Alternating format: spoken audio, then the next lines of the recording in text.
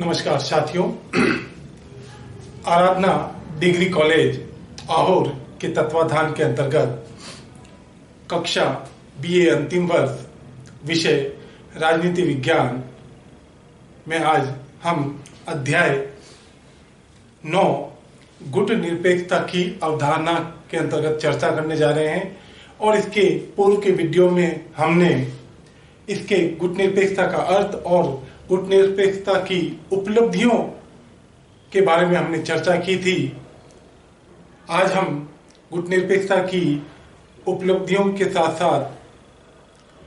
जो इसकी आलोचनाएं की गई है उन आलोचनाओं के बारे में विस्तार से अध्ययन करेंगे।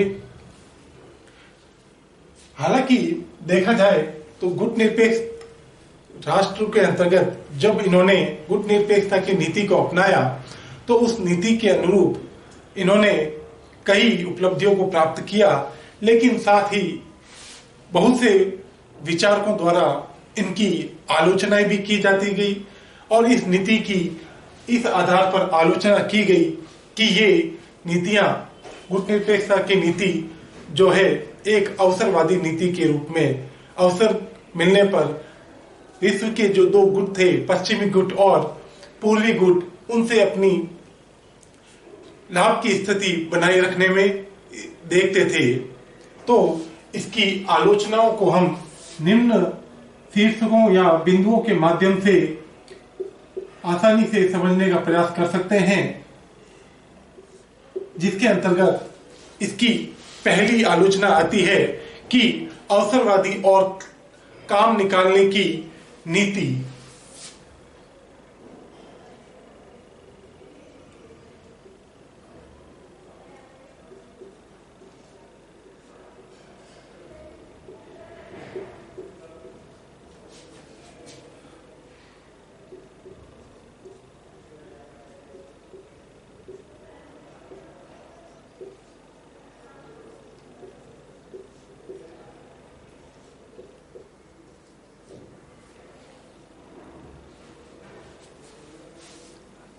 पहली आलोचना करें तो उसके अंतर्गत हम ये कह सकते हैं कि जो गुट निरपेक्षता की नीति है वो एक अवसरवादी और काम निकालने वाली नीति के अनुरूप अपना कार्य करती है, क्योंकि पश्चिमी देश के जो विचारक हैं या पश्चिमी देश के जो आलोचक हैं वे गुट निरपेक्ष देश को एक सिद्धांतहीन देश या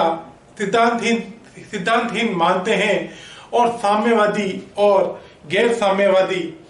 गुटों के साथ अपने संबंधों के संदर्भ में ये दोहरी कसौटी का प्रयोग करती है।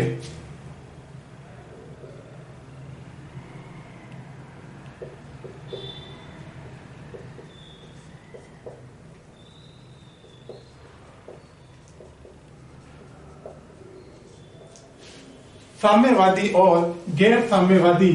देशों से संबंध के रूप में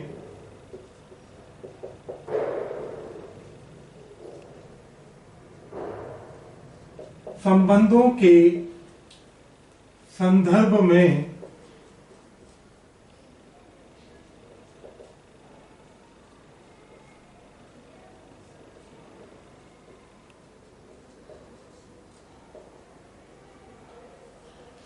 दोहरी कसौटी का प्रयोग करती है। जो गुट निरपेक्षता की नीति है उस नीति के संबंध में पश्चिमी जो देश के जो आलोचक हैं वे यह कहते हैं कि यह गुट निरपेक्षता की नीति साम्यवादी और गैर साम्यवादी देशों के संबंधों के संदर्भ में दोहरी भूमिका प्रदर्शित करती है और जिसके माध्यम से यह अपने कार्यों के अंतर्गत अपने अवसरवादी और काम निकालने की नीति के अंतर्गत कार्य करती है। यानी कि किसी भी कार्य के साथ में देखें तो ये साम्यवादी देशों की तरफ अपना झुकाव जो है, दोहरी कसौटी का मतलब साम्यवादी देशों की तरफ इसका झुकाव ज्यादातर रहता है।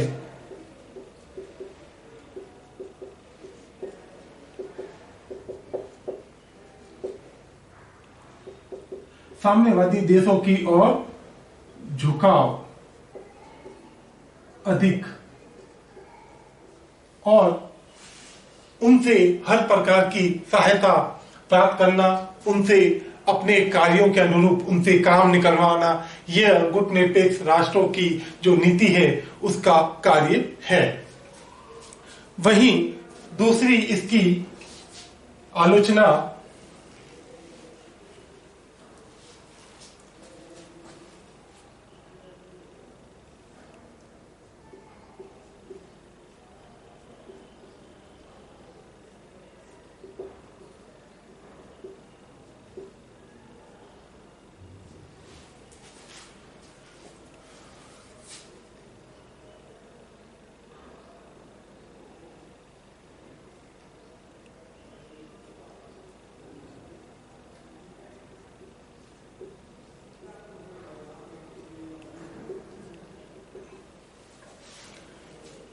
कुछ आलोचकों का मानना है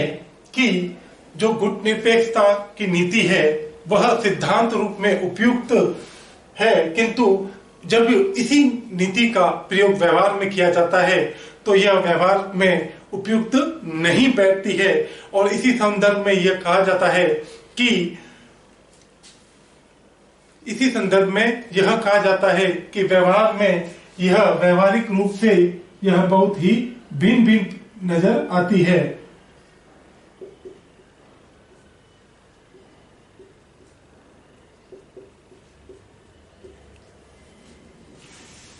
जिसमें देखें तो क्योंकि इस गुटनिरपेक्षता की नीति के अंतर्गत इसके सिद्धांतों के उपयुक्त में इसमें चाहे कितने ही गुण क्यों ना हो, सिद्धांत रूप में देखें तो इसमें कितने ही गुण विद्यमान क्यों ना हो, पर व्यवहार में इन्हीं गुणों को व्यवहार में सुनिश्चित करना जो है बड़ा ही कठिन या विकट, बड़ा ही व्यवहार में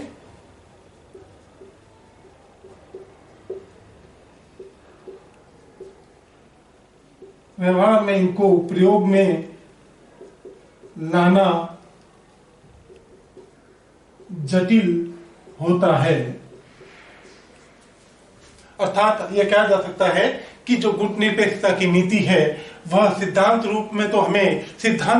हमें उपयुक्त नजर आती है, पर इसी नीति को हम जब व्यवहार में लाने का प्रयास करते हैं तो व्यवहार में लाने में हमें कई कठिनाइयों का सामना करना पड़ता है।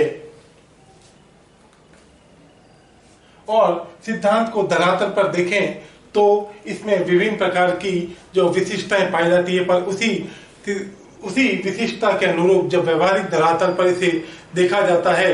तो इसने बहुत बड़े गुटनिरपेक्ष देशों के संदर्भ में इन दायित्वों को वस्तुतः निभाया नहीं है। अर्थात जब इसको व्यवहार के धरातल पर स्थापित किया जाता है तो इसने अपने कर्तव्यों को, दायित्वों को जो है पूर्ण रूप से निभाने का कार्य नहीं किया है। नोट डाउन कर लें।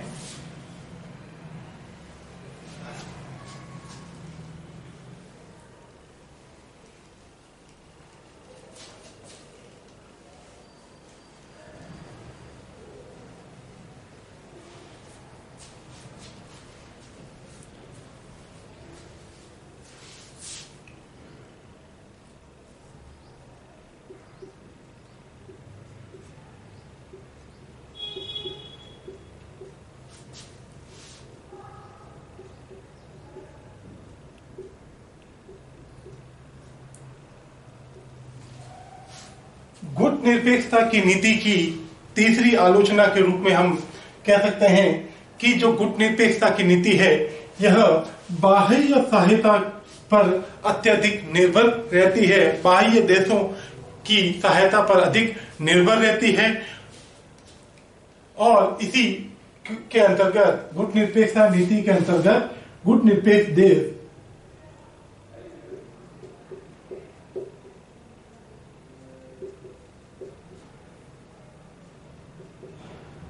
बाहरी आर्थिक व रक्षा सहायता यानी कि जिन माध्यमों से गुट निरपेक्षता की रक्षा हो सकती है, रक्षा सहायता पर बेहद निर्भर रहे हैं।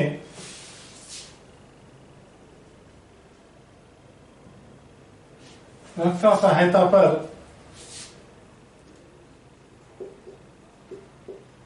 अत्यधिक निर्भर रहे हैं, क्योंकि गुट निरपेक्ष राष्ट्रों ने, चूंकि दोनों गुटों की सहायता पाने की स्थिति में थे, क्योंकि जो गुट निरपेक्ष राष्ट्र थे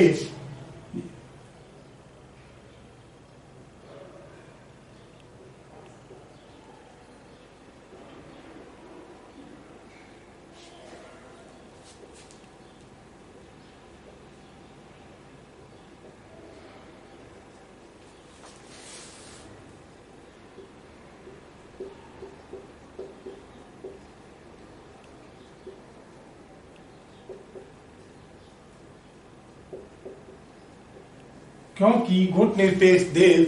दोनों ही गुटों के अर्थात पश्चिमी गुट और पूर्वी गुट या पूंजीवादी गुट और साम्यवादी गुट दोनों ही गुटों की सहायता पाने की स्थिति में थे, और इसलिए इन्होंने इतनी भारी आर्थिक अतः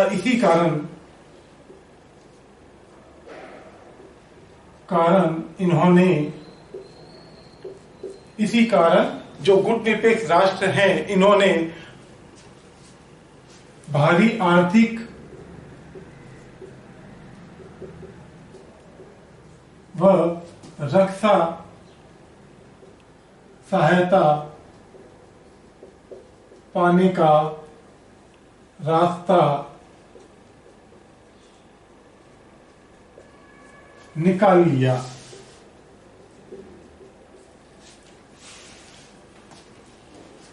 लिया और आज वे सहज और सामान्य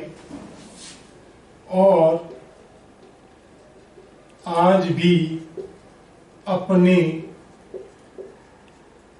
सहज व सामान्य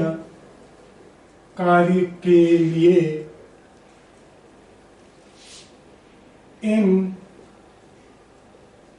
गुटों पर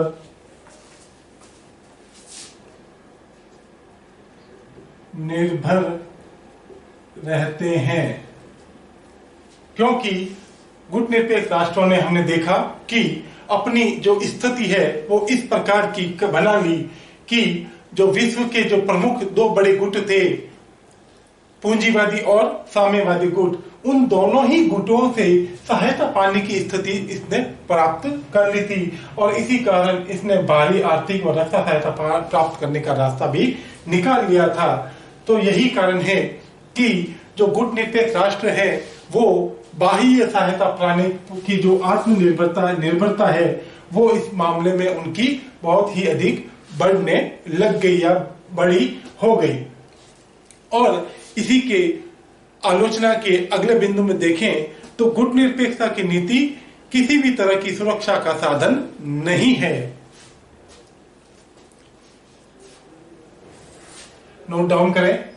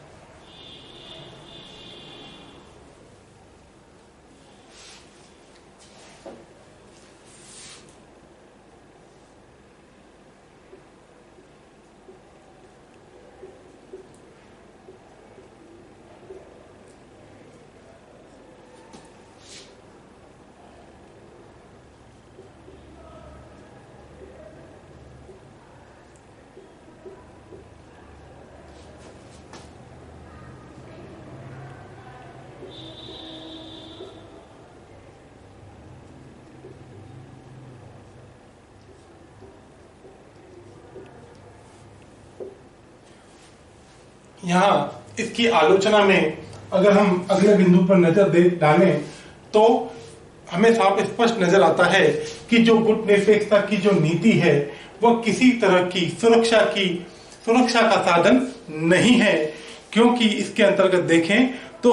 गुटनिरपेक्ष राष्ट्र गुटनिरपेक्षता को अपनी सुरक्षा के लिए पर्याय मानते हैं, क्योंकि जो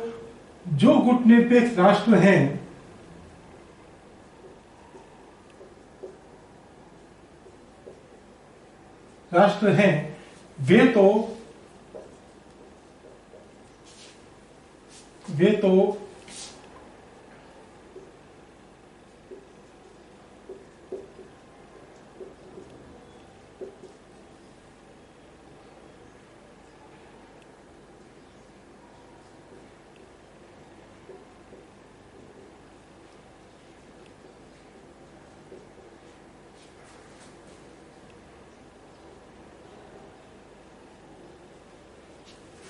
वे तो गुटनिरपेक्षता को अपनी सुरक्षा का पर्याय मानते हैं, और यदि वे अत्यंत विशाल रक्षा व्यवस्था रखेंगे तो, क्योंकि यदि वे अपनी विशाल रक्षा व्यवस्था रखेंगे तो अन्य राष्ट्रों के लिए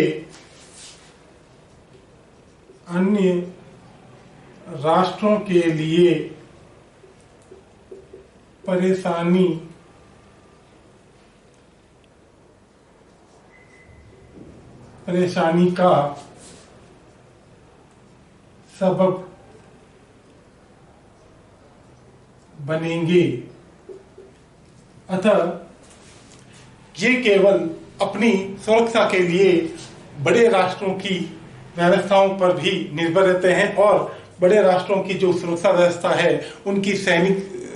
जो ताकत है उसको प्राप्त करते हैं, और इनके गुट बनने से, गुटनिरपेक्षता का जब गुट बन जाता है तो इससे इन गुटनिरपेक्षता के जो सदस्य राष्ट्र होते हैं उनकी स्वयं की जो सैनिक शक्ति होती है वह भी इसमें महत्वपूर्ण भूमिका निभाती है। और इसके कुछ और आलोचनाओं की चर्चा हम आगामी कक्षाओं में करेंगे, या आने वाली कक्षा में हम इसकी कुछ और आलोचनाओं के बारे में चर्चा करेंगे विस्तार से। जब तक के लिए धन्यवाद।